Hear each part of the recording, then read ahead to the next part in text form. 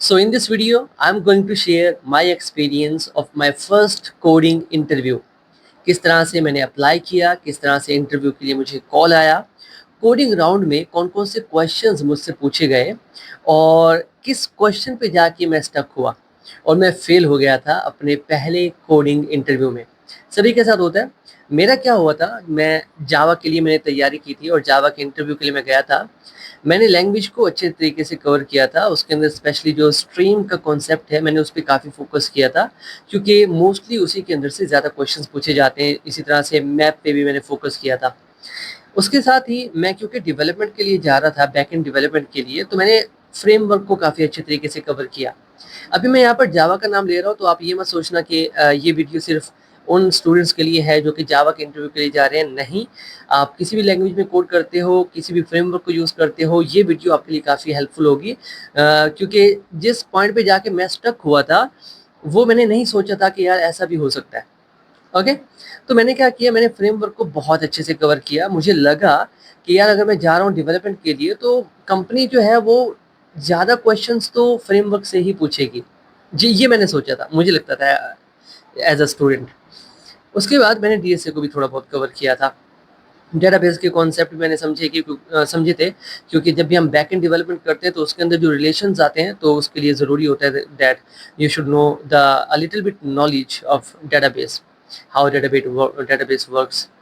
अच्छा जी, उसके बाद जब मैं गया इंटरव्यू के लिए, तो इंटरव्यू जब स्टार्ट हुआ तो उन्होंने लैंग्वेज से स्टार्ट किया। मैंने सोच रखा था कि वो फ्रेमवर्क में से ज़्यादा क्वेश्चन पूछेंगे, बट आई वाज रॉन्ग। उन्होंने स्टार्ट किया था लैंग्वेज से। तो डजेंट मैटर आप कौन सी लैंग्वेज सीख रहे हो, जावास्क्रिप्ट है, जावा है, सी शार्प है, पाइथन है।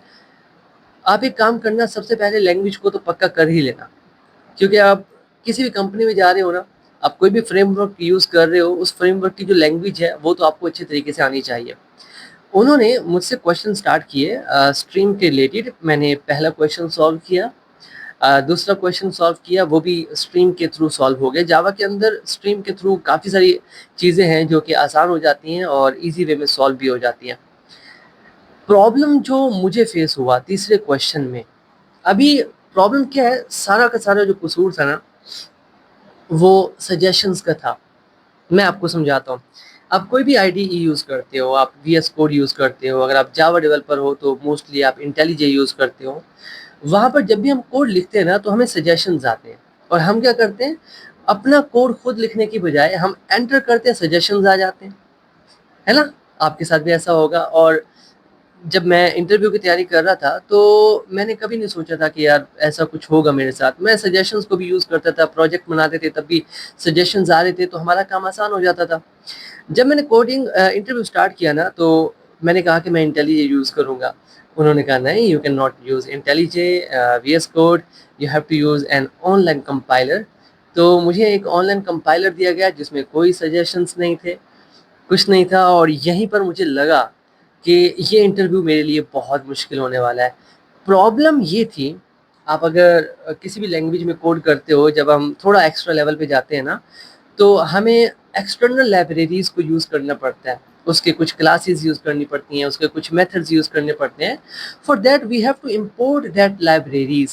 हमें उन लाइब्रेरीज़ को इम्पोर्ट करना पड़ता है और हमें पता होना चाहिए कि वो कहाँ पे रखी हुई हैं। हमें पैकेज का पता होना चाहिए। अगर मैं जावा की टेक्नोलॉजी में कहूँ, that we should know the name of the package of that library. तो मेरा प्रॉब्लम ये था, मैं जावा में कोड कर रहा था। फॉर एग्जांपल मैं स्ट्रीम यूज़ कर रहा हूँ, स्ट्रीम के अंदर मैंने कलेक्टर्स को यूज़ किया तो वो ऑटोमेटिकली इंपोर्ट हो जाता था। मैं लिस्ट यूज़ कर रहा हूँ, वो ऑटोमेटिकली इंपोर्ट हो जाती थी।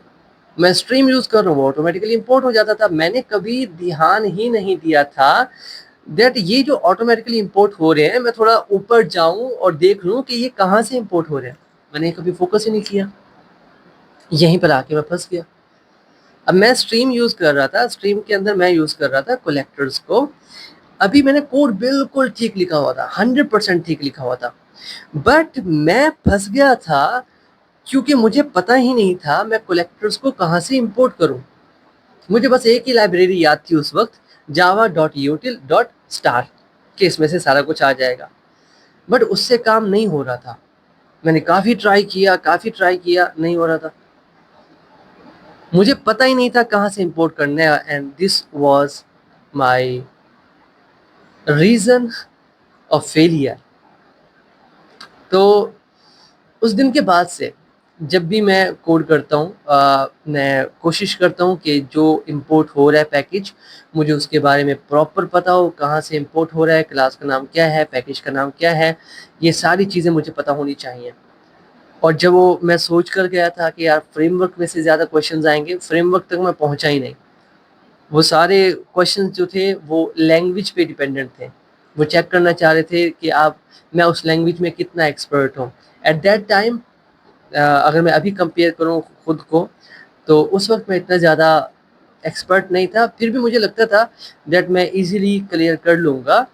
بس کوڈ بھی بالکل ٹھیک لکھا تھا میں نے، پرابلم وہیں پہ آ گیا تھا کہ میں نے یہ نہیں دیکھا تھا کہ کہاں سے امپورٹ ہو رہا ہے. میں نے کبھی امپورٹنس دی ہی نہیں ان چیزوں کو. تو یہ میں آپ کو ایڈوائز کرنا چاہتا ہوں، اگر آپ انٹرویو کے لیے تیاری کر رہے ہو تو ان چیزوں کو فوکس کرنا، اور آپ کو پتہ ہونا چاہیے دیٹ آپ جا رہے ہو تو لینگویج جو بھی آپ کی ہے وہ لینگویج کو تو اچھے طریقے سے چیک کریں گے دیٹ آپ کو وہ لینگویج آتی ہے یا نہیں آتی.